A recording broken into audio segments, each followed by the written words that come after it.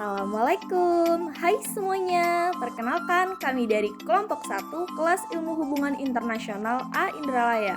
Di sini kami akan mempresentasikan untuk memenuhi tugas mata kuliah Ekonomi Politik Global dengan dosen pengampu yaitu Bapak Khoirunas SIP MI Pol. Baiklah teman-teman, sebelumnya izinkan saya untuk memperkenalkan diri saya terlebih dahulu. Perkenalkan, saya Fitriana Maktiro selaku moderator dari kelompok 1. Eits, di sini bukan saya aja ya yang akan memperkenalkan diri. Saya juga akan memperkenalkan anggota-anggota kelompok dari kelompok 1 itu siapa aja sih. Yuk simak lebih lanjut. Nah ini dia nih anggota kelompok dari kelompok 1 yaitu ada Ulfa Oktaviani, ada Meli, ada Anggi Septritama, dan Dwi Hartati. Baiklah itu tadi anggota kelompok dari kelompok 1. Tanpa bertele-tele, di sini kami akan membahas tentang dua judul besar nih teman-teman, yaitu tentang sistem perdagangan global dan sistem moneter global. Mungkin ada beberapa dari teman-teman yang masih belum tahu apa aja sih yang ada di sistem perdagangan global dan sistem moneter global ini. Ini kita akan membahas satu-satu ya teman-teman. Yang pertama itu kita akan membahas tentang sistem perdagangan global. Untuk awalan saya akan membahas sedikit tentang pengertian dari perdagangan global itu. Perdagangan global atau perdagangan internasional berarti suatu perdagangan yang sudah melewati batas wilayah negara yang mana saat ini sudah diintegrasikan ke dalam sistem perdagangan internasional dan telah dibuatnya suatu perjanjian umum perdagangan jasa atau GATS pada akhir Uruguay. Perdagangan internasional merupakan suatu kegiatan ekspor impor dan merupakan aspek penting dalam suatu negara untuk mendapatkan cadangan devisa. Selain itu, perdagangan internasional ini dapat melihat pertumbuhan dan kemajuan teknologi yang dimiliki oleh negara lain. Dan juga perdagangan internasional berkembang karena adanya kerjasama antar negara serta adanya untuk mempromosikan suatu barang dan jasa itu secara bebas. Itu tadi sedikit penjelasan dari saya. Dan jangan di skip dulu ya teman-teman karena selanjutnya akan dijelaskan lebih dalam tentang sistem perdagangan global dan sistem moneter global dengan rekan-rekan saya yang lainnya. Enjoy for watching guys! Kebijakan perdagangan. Perdagangan internasional sekarang sudah tersebar pada masyarakat dunia. Saat masyarakat mulai terintegrasi pada ekonomi global, inilah yang dinamakan dengan perdagangan internasional. Pada prosesnya, perdagangan internasional ini tidak terlepas dari yang namanya integrasi ekonomi. Lalu, apakah itu integrasi ekonomi? Integrasi ekonomi merupakan upaya meminimalkan hambatan perdagangan agar barang dan jasa bebas melintas. Tetapi sejauh ini belum ada konsensus tentang manfaat dan biaya bagi aktor yang terlibat di dalamnya. Maka dari itu, sangat diperlukan kebijakan perdagangan dalam hal ini. Kebijakan perdagangan sendiri terbagi dua, yaitu perdagangan bebas dan proteksionisme. 1. Perdagangan bebas. Perdagangan bebas atau free trade merupakan salah satu bentuk ciri dari teori perdagangan liberal, di mana kaum liberal memandang segala sesuatu itu berdasarkan keoptimisan. Dalam hal ini, mereka menganggap bahwa keuntungan bisa diperoleh oleh semua pihak, dimanapun, kapanpun, dan dalam keadaan apapun selama aktor bisa menjual atau membeli pada pasar. Perdagangan bebas ini didasari oleh teori keunggulan komparatif, yakni dalam menciptakan produksi yang efisien, negara harus mengkhususkan dalam produksi berdasarkan keunggulan negara mereka. Nah, dalam teori komparatif ini, sebuah negara juga membandingkan ketersediaan. Jika harga yang dibeli dari negara lain dinilai lebih murah daripada memproduksi sendiri, mereka akan lebih memilih membeli barang dari negara lain. Free trade ini diyakini akan menciptakan tatanan yang saling bergantung dan terus bekerja sama. Kenapa?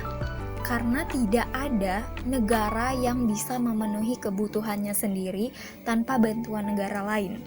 Maka dari itu, pasar bebas ini adalah suatu tempat yang sangat efektif untuk hubungan perekonomian secara domestik ataupun internasional. Jika kita mengambil fokus pandang oleh satu negara saja, maka perdagangan bebas ini menjadi peningkatan daya saing perekonomian. seperti negara tersebut bisa membuat aliansi yang strategis, membuat kawasan yang pasar bebas, integrasi pasar, dan kebijakan itu sendiri sebagai peningkatan akses bagi mereka yang tergabung di dalam pasar. Selain itu, pasar bebas ini dimanfaatkan sebagai ajang promosi ekspor industri suatu negara. Karena pasar bebas adalah tempat bertemunya perusahaan internal eksternal saling berebut kekuatan pasar.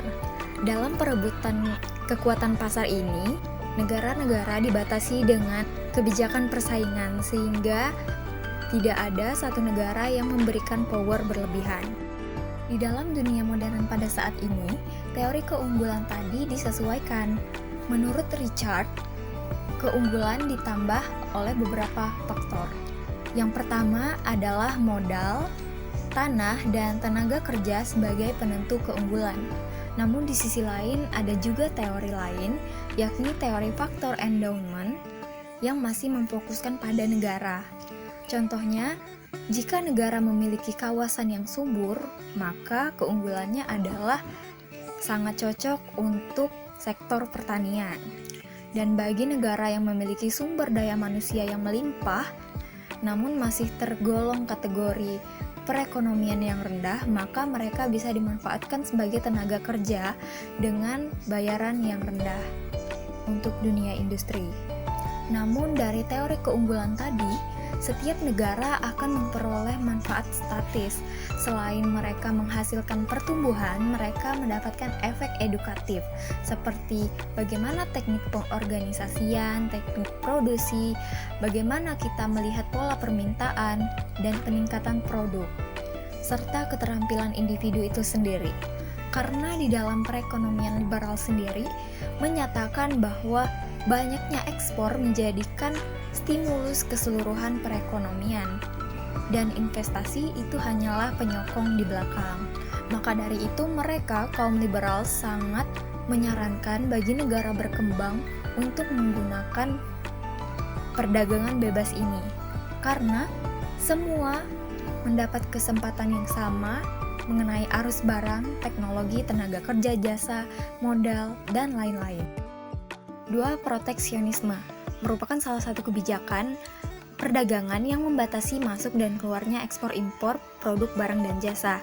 Kebijakan ini dinilai sebagai cerminan dari perdagangan bebas. Kebijakan ini dikatakan adalah kebijakan yang tidak adil, terlebih lagi untuk negara miskin. Memang kebijakan ini akan memberikan keuntungan bagi produsen, namun secara general lebih banyak dampak negatif yang ditimbulkan.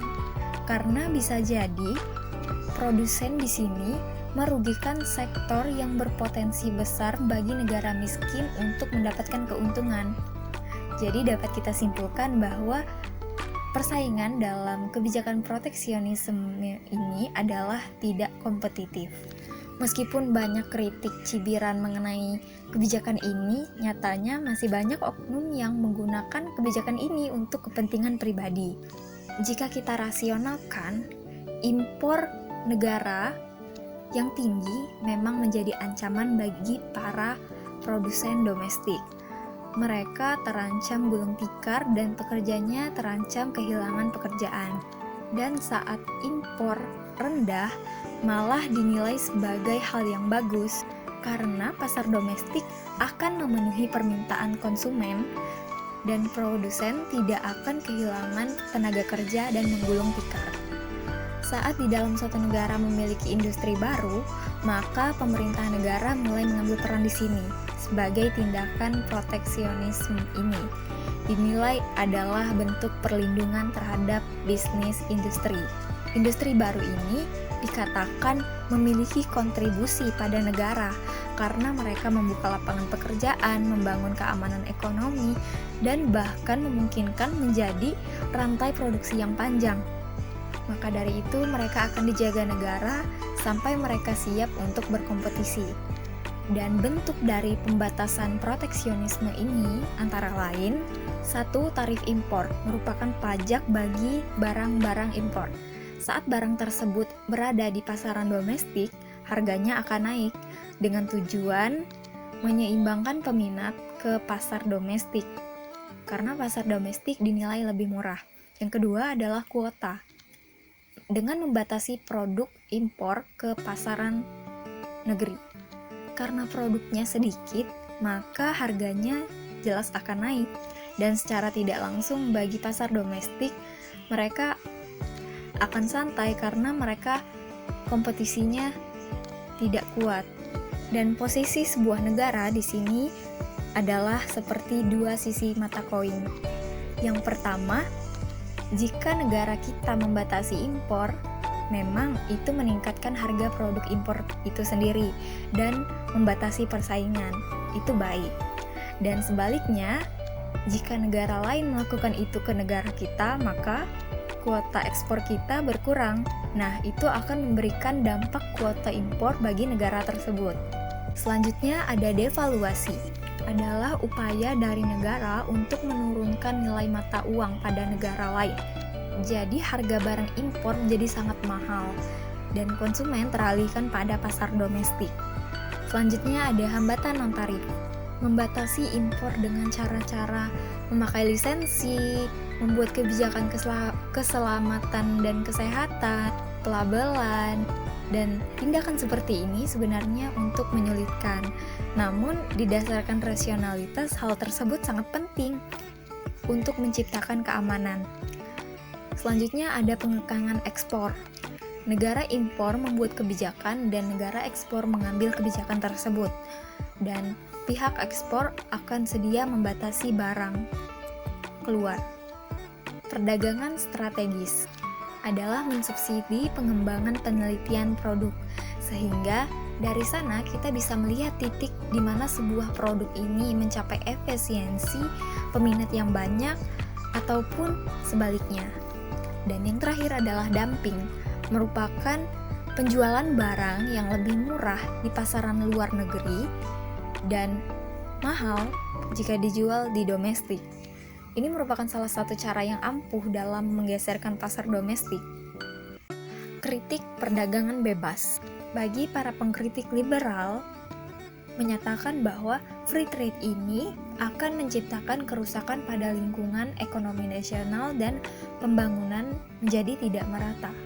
Terlebih lagi, merkantilisme dan neo-merkantilisme meyakini bahwa perekonomian ini digunakan untuk peningkatan kekuasaan, untuk melindungi diri dari persaingan.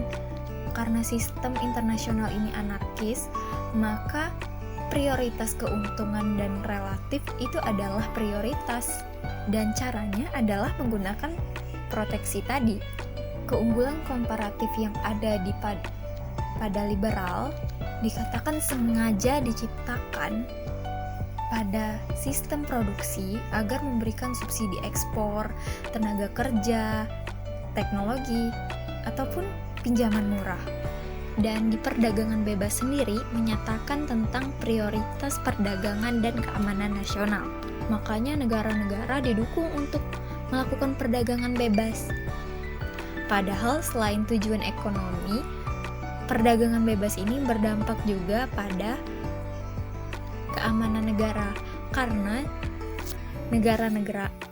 negara-negara cenderung melakukan kerjasama dengan sekutu. Selain untuk melindungi keamanan, juga untuk mengejar keunggulan yang kompetitif. Selanjutnya, kritik proteksi. Proteksi ini memang memiliki keuntungan bagi negara yang melindungi industri baru. Memang memberikan kesempatan mereka untuk membangun eksistensi kompetitif.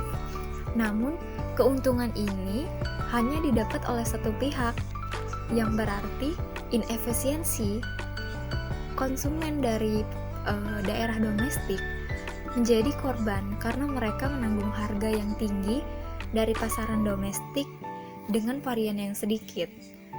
Sementara barang impor dibatasin, namun memiliki variasi yang beragam. Dan sebenarnya, bagi produsen domestik sendiri, tantangan akan hilang. Mereka menganggap tidak ada kompetisi, sehingga malas untuk menghadirkan inovasi baru. Dan yang terparahnya lagi, tindakan ini akan memicu balas dendam negara mitra yang mendapat tindakan seperti ini, yang kemungkinan akhirnya akan terjadi perang dagang yang merusak stabilitas perekonomian global. Karena dalam tatanan global, terkhususnya perekonomian, jika satu negara memiliki konflik, maka akan berdampak pada strukturnya pula. Padahal kita tahu bahwa satu negara tidak akan bisa memenuhi kebutuhannya sendiri. GATT, singkatan dari General Agreement on Tariffs and Trade, adalah salah satu dari rezim perdagangan internasional yang muncul dari Bretton Woods System di tahun 1947. Partisipasi rezim untuk mengatur keadaan internasional telah mencemari banyak perspektif kehidupan, serta membentuk rezim menjadi suatu yang memadai krusial. Tugas rezim menjadi suatu wadah maupun tempat yang memoderasi keperluan negara ini tak terkecuali di bidang ekonomi. GATT adalah contoh kecil dari rezim yang mengurus tentang perdagangan internasional yang nantinya ia akan menjalani dinamika internasional sampai melakukan pergantian menjadi WTO.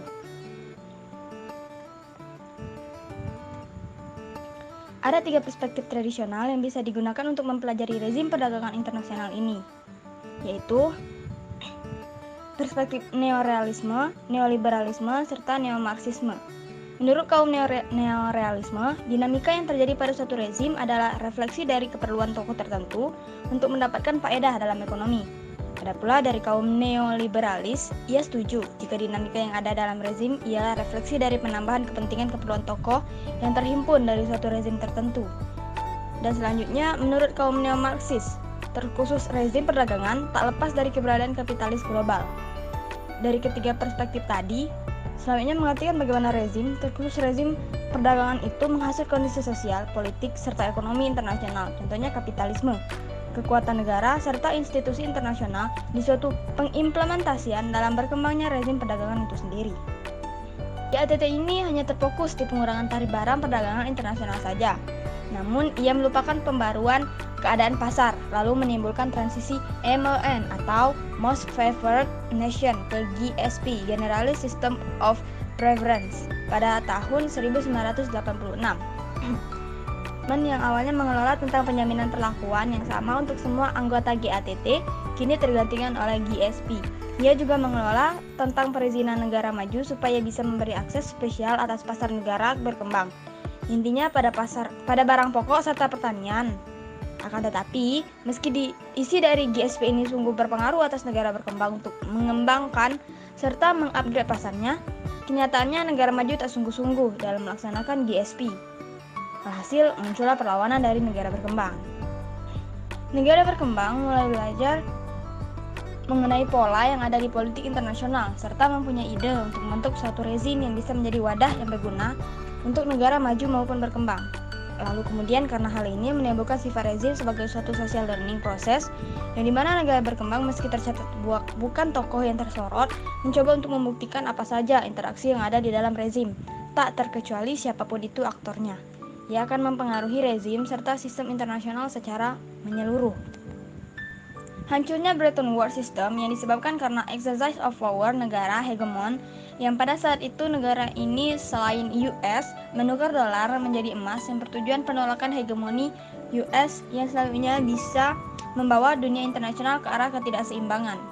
GATT yang tak dirancang untuk membantu masalah ekonomi serta perdagangan yang berlanjut ini, ia tak bisa mengatasi fluktuasi yang ada pada saat itu. WTO ini adalah sebuah fundamental yang ada di dunia internasional. Adanya terinstitusi WTO ini, regulasi di dalamnya juga bisa lebih mengikat negara anggota, transparansi, serta akuntabilitas rezim juga lebih dipercaya. Dan juga, rezim perdagangan tak hanya berguna untuk katalisator perdagangan internasional, ia juga bisa merenovasi pasar yang ada di negara berkembang. WTO juga ada upgrade dalam mekanisme dalam pengambilan keputusan yang memang ada dari GATT.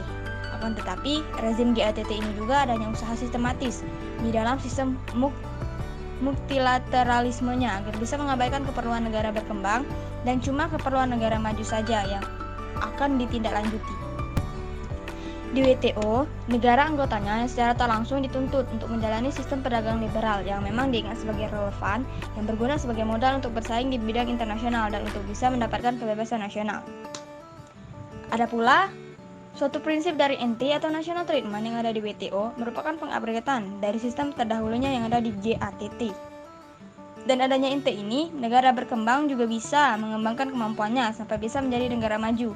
Ini dikarenakan prinsip INTE ini, yang telah menghapuskan diskriminasi yang terjadi dengan cara yang melakukan negosiasi prediktabilitas dan juga memprioritaskan kompetisi yang secara bersih atau bebas. Ini karena wujud rezim WTO ini telah terinstitusi. Karakter dari anggota yang juga bisa menjadi lebih terikat daripada rezim GATT yang tak terinstitusi, lalu pengaturannya dapat dilakukan tanpa hambatan. Akan tetapi, tak dapat dipungkiri juga, masih ada saja penyimpangan yang terjadi di dalam rezim WTO ini. Meski regulasi yang ada di dalam WTO lebih jelas dibanding dengan GATT dan sifatnya juga yang mengikat, namun faktanya, secara menyeluruh negara berkembang tidak mendapatkan keuntungan yang sama dengan yang didapat oleh negara maju. Menurut negara berkembang, liberalisasi pasar yang dibuat oleh rezim WTO ini bisa membuat keuntungan yang cukup besar. Namun pada kenyataannya, negara maju ini tidak melakukan liberalisasi pasarnya dengan sungguh-sungguh. Dan ia berupaya tetap melindungi serta menjaga kestabilan pasar mereka. Intinya, penyimpangan-penyimpangan di dalam sebuah rezim itu sendiri pasti ada dan tak dapat dihindari. Nah, teman-teman, itu tadi penjelasan dari sistem perdagangan global. Selanjutnya kita akan beralih ke sistem moneter global. Berikut merupakan beberapa pengertian sistem menurut ahli. Huta Hayan mengatakan sistem adalah kumpulan elemen-elemen yang berinteraksi untuk mencapai suatu tujuan tertentu.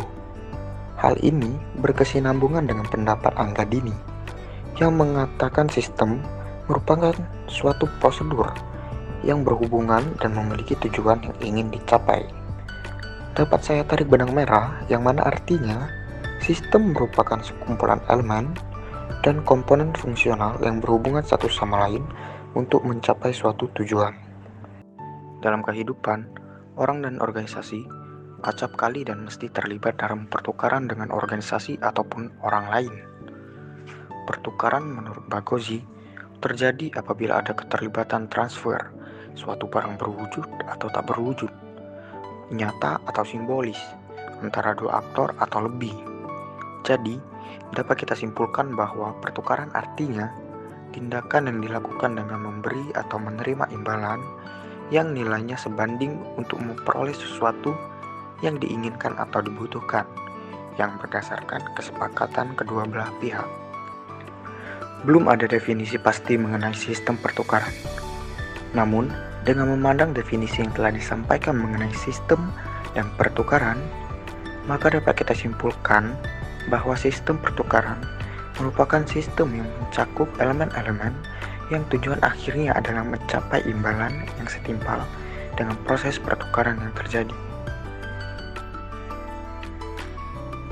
Fixed Exchange System atau sistem pertukaran tetap adalah saat-saat di mana struktur keuangan moneter internasional mengalami depresi yang sangat berat, melahirkan kebijakan bigger than neighbor, yang merupakan kebijakan yang berfokus pada kepentingan nasional, di mana sebuah negara mencari keuntungan bagi satu negara dengan mengorbankan negara lain.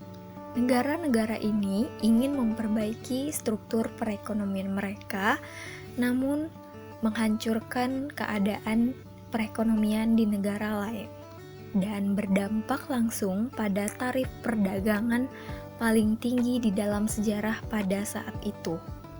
Dan salah satu penyebab dari Perang Dunia Kedua adalah karena ini, karena mata uang tidak bisa ditukar, akhirnya kekuatan Eropa saling bermusuhan. Akhirnya, di Bretton Woods, Amerika Serikat beserta sekutunya bertemu pada tahun 1944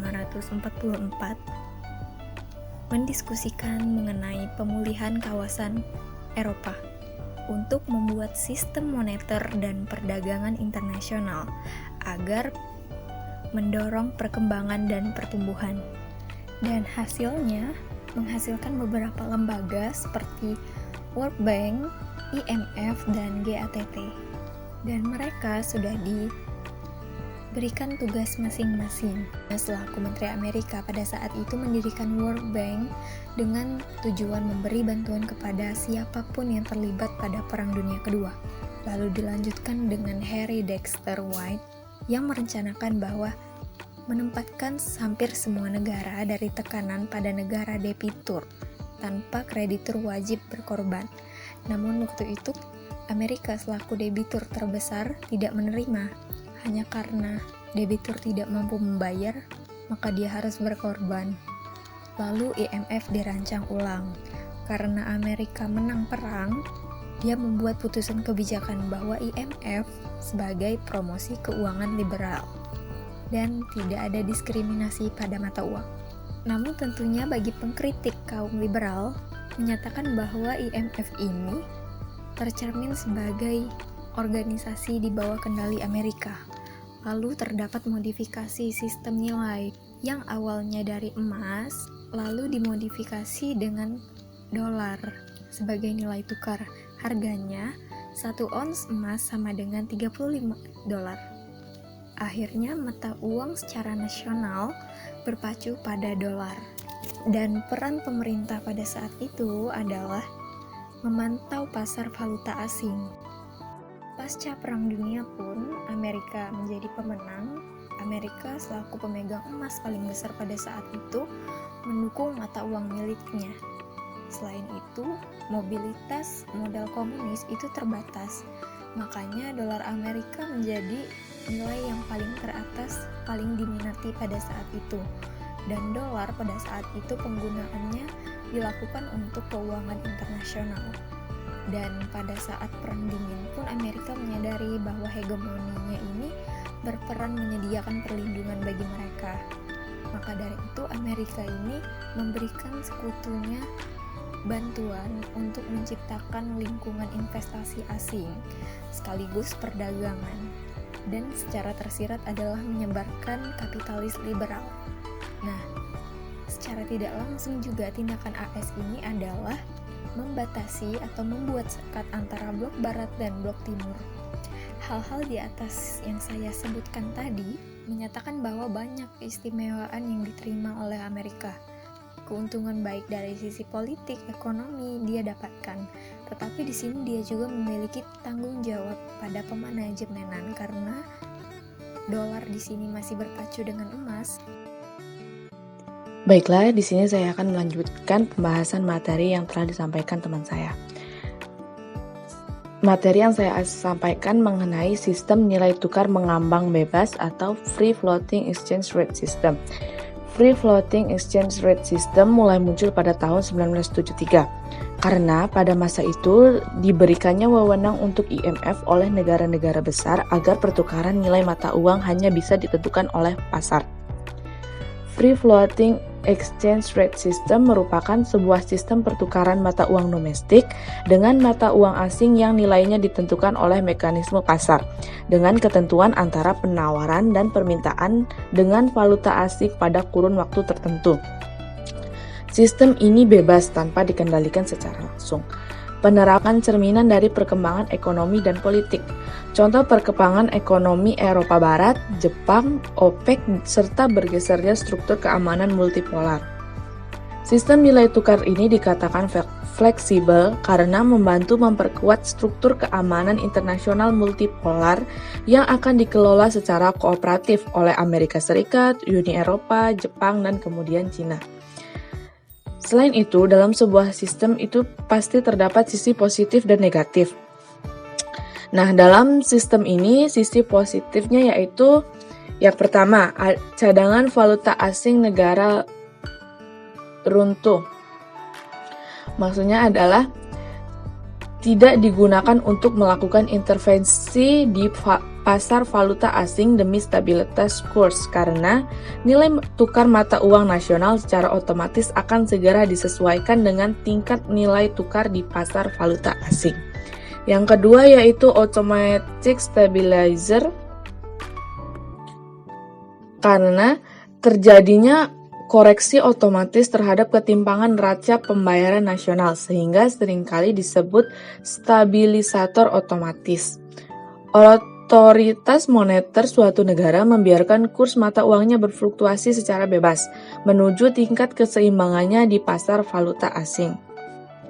Dalam hal ini, ketidakseimbangan neraca pembayaran secara otomatis terkoreksi tanpa memerlukan kebijakan ekonomi pemerintah secara khusus. Yang ketiga yaitu melindungi fluktuasi ekonomi dunia. Sistem ini disebut melindungi fluktuasi perekonomian dunia karena relatif lebih memiliki daya lindung terhadap fluktuasi perekonomian dunia. Negara yang menerapkan sistem ini tidak akan terikat secara langsung terhadap suatu kemungkinan munculnya gejolak inflasi dunia yang tinggi. Hal ini juga merupakan suatu perlindungan yang lebih luas dari goncangan dan fluktuasi ekonomi dunia. Yang keempat yaitu dalam menentukan kebijakan ekonomi, kebebasan otonomi pemerintah lebih besar. Artinya, pemerintah dapat secara bebas memilih berapapun tingkat permintaan domestik yang dikehendaki dan dengan mudah membiarkan pergerakan nilai tukar menyelesaikan berbagai permasalahan yang terdapat dalam neraca pembayarannya. Selanjutnya yaitu setiap negara mempunyai kedudukan yang sama.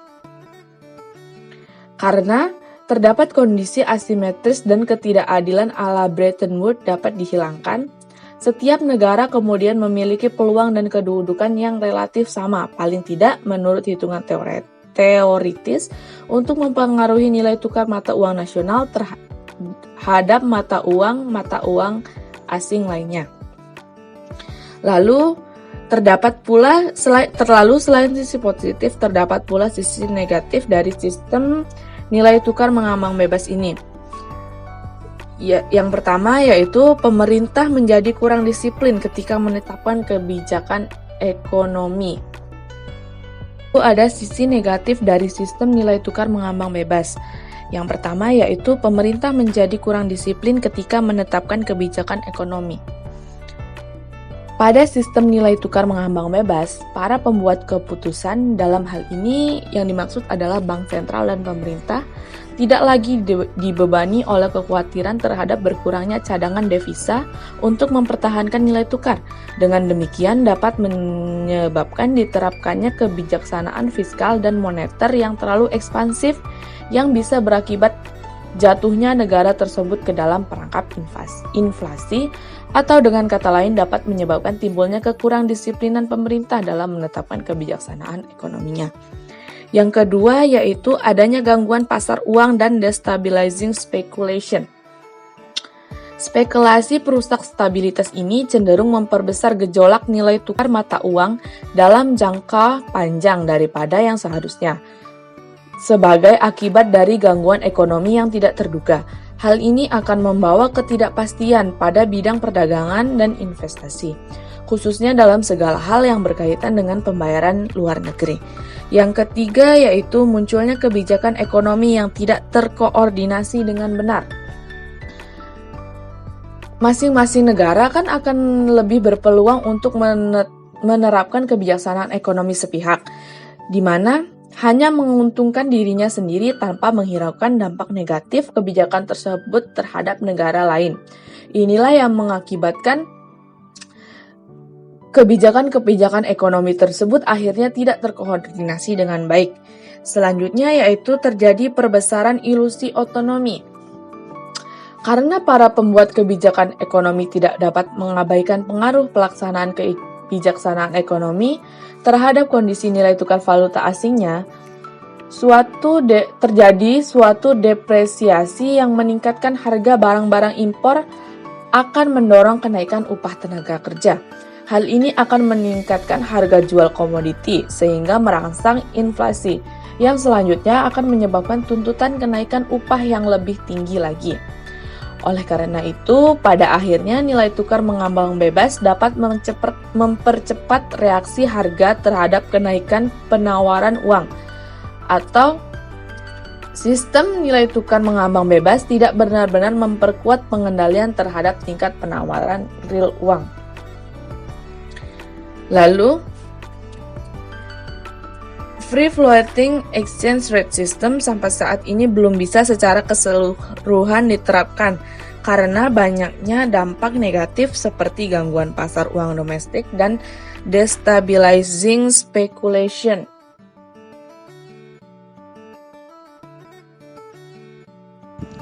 Sistem nilai tukar campuran ini adalah penggunaan dari dua sistem yang telah disebutkan. Yang pertama sistem nilai tukar tetap dan juga sistem pertukaran mengambang bebas. Dari kedua sistem ini terdapat kekurangan dan kelebihan masing-masing, yang memang kedua keunggulan tersebut juga seharusnya didapat dalam suatu sistem, yaitu sistem campuran. Adapun kelebihan dari sistem nilai tukar campur ini adalah yang pertama dapat menjaga stabilitas moneter yang lebih fleksibel. Selanjutnya, terdapat kegiatan demand dan juga supply di pasar fals. Ini akan dapat menstabilkan nilai tukar yang menyesuaikan keadaan ekonomi yang terjadi. Dan terakhir, ia juga dapat memadukan sistem tetap dan mengambang. Namun, ada pula kelemahannya, yaitu devisa yang harus selalu ada dan siap untuk digunakan kapanpun itu. Karena tak semua orang selalu menyiapkan hal ini. Yang kedua, terdapatnya persaingan yang sangat ketat antara pemerintah juga spekulan. Dalam hal ini, memprediksi serta menetapkan kurs. Dan terakhir, tak selamanya bisa mengatasi permasalahan neraca pembayaran maupun perdagangan. Materi selanjutnya yaitu mengenai Bretton Woods System. Struktur moneter dan keuangan internasional ternyata pernah mengalami kehancuran, yaitu pada saat Great Depression. Adanya kebijakan perdagangan mengemis sesamamu yang mengesampingkan kepentingan internasional dan lebih mengutamakan kepentingan nasional yang menyebabkan tingginya tarif perdagangan. Selain itu, karena mata uang sudah tidak bisa lagi ditukar karena disinyalir dapat meningkatkan permusuhan antara kekuatan-kekuatan Eropa yang pada akhirnya mengakibatkan Perang Dunia. Kemudian Amerika Serikat dan sekutunya mengadakan pertemuan pada Juli 1944 di Bretton Woods, New Hampshire untuk menyusun rencana pemulihan Eropa dan menciptakan sistem moneter dan perdagangan internasional yang baru pasca perang yang akan mendorong pertumbuhan dan perkembangan, di mana emas tidak lagi bisa menjadi nilai tukar tunggal karena Amerika Serikat menetapkan dolar sebagai nilai tukar pengganti emas. Dalam sistem Bretton Woods memiliki kekuatan untuk menciptakan lembaga yang menjadi cangkang kosong. Maksudnya adalah hanya mewakili nilai dan preferensi kebijakan jurusan kekuatan Amerika Serikat, seperti Dana Moneter Internasional, World Bank, GATT, dan lain sebagainya. Bank Dunia di sini harus memperhatikan pemulihan ekonomi segera setelah perang dan kemudian masalah pembangunan. Di sini IMF memiliki peran utama yaitu untuk memfasilitasi sistem moneter internasional yang stabil dan teratur dan kebijakan investasi. Selain itu, perannya adalah untuk memfasilitasi perdagangan internasional, menstabilisasi nilai tukar, dan membantu anggota dengan kesulitan neraca pembayaran dalam jangka pendek. Namun, pada kenyataannya pada saat ini, IMF masih berusaha untuk mencegah dan menyelesaikan mata uang dan krisis keuangan yang baru-baru ini terjadi di negara berkembang. Sistem Bretton Woods yang diprakarsai Amerika Serikat ini dibentuk sebagai protes kebijakan proteksionisme negara-negara pada tahun 1930-an. Ide utama dari sistem ini yaitu adanya intervensi politik dan ekonomi global yang dibatasi oleh tingkatan tertentu. Sistem ini merupakan representasi dari keinginan Amerika ketika mengembangkan ekonomi liberal yang berfokus pada pasar bebas dan bebas proteksi dalam mekanisme pasar global.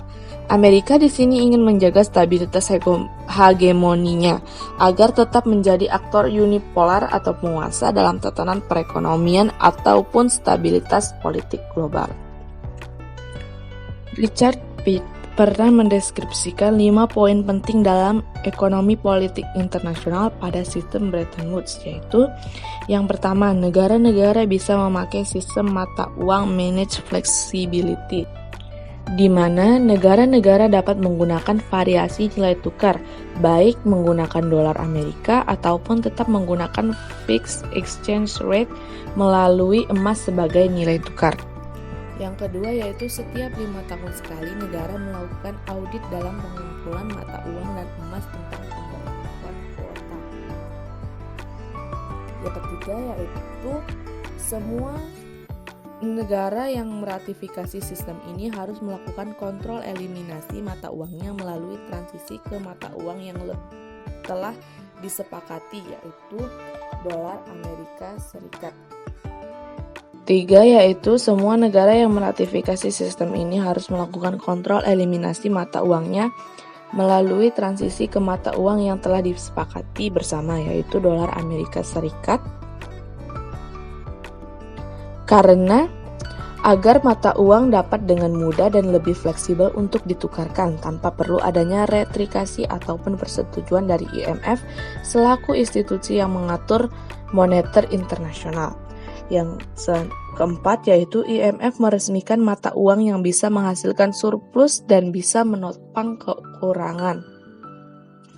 Serta yang terakhir yaitu membentuk institusi yang mengatur sistem moneter internasional seperti IMF, WTO, World Bank, agar negara-negara dapat dengan mudah bertransaksi serta meningkatkan pertumbuhan ekonominya melalui institusi-institusi bentukan sistem Bretton Woods ini. Sistem dari Bretton Woods jatuh pada tahun 1970-an, runtuh pada tahun 1970-an. Keruntuhan ini tentunya disebabkan oleh beberapa hal. Salah satu hal yang menyebabkan keruntuhan dari sistem Bretton Woods adalah monoton. Hal ini dapat terjadi karena pengabaian kebutuhan akan kontrol administratif dan kebutuhan likuidasi yang menyebabkan akhirnya penerapan sistem menjadi monoton. Yakni pada saat pertama kali ini diterapkan, para peneliti telah memperkirakan bahwa sistem ini akan runtuh karena defisit anggaran. Hal ini terjadi karena Amerika Serikat melakukan pemberian hutang kepada negara lain, yang mana sebagian besar pinjaman yang diberikan tersebut diberikan kepada negara terbelakang yang tidak dapat mengatur siklus modal, yang akhirnya menghambat pembangunan dan tidak memiliki pendapatan. Otomatis, negara-negara yang terbelakang ini tadi yang diberikan pinjaman oleh Amerika Serikat tidak mampu membayar utangnya kepada Amerika Serikat. Hal ini pun akhirnya berdampak kepada perekonomian Amerika Serikat yang terhambat oleh pendapatan mereka yang lebih rendah karena telah memberikan pinjaman kepada negara terbelakang tersebut. Akhirnya, setelah runtuhnya sistem Bretton Woods, Amerika Serikat membuat kebijakan ekonomi yang baru. Kebijakan ekonomi ini disebut Perjanjian Smithsonian. Perjanjian Smithsonian ini menekankan kepada sistem nilai tukar yang tidak lagi didasarkan pada konversi dolar menjadi emas, namun pada penentuan nilai mata uang yang berlaku di masing-masing negara yang ditentukan oleh penawaran dan permintaan pasar valuta. Kondisi ini akhirnya mengarahkan kepada nilai tukar yang fluktuatif yang menimbulkan ketidakpastian moneter internasional yang akhirnya berdampak kepada tidak kestabilan arus keuangan yang memaksa negara-negara menyesuaikan nilai mata uang meskipun pada kenyataannya perekonomian dunia pada saat itu dalam posisi yang tidak stabil. Dan akhirnya situasi nilai tukar yang fluktuatif ini malah memunculkan konsep baru lagi yang disebut kapitalisme kasino.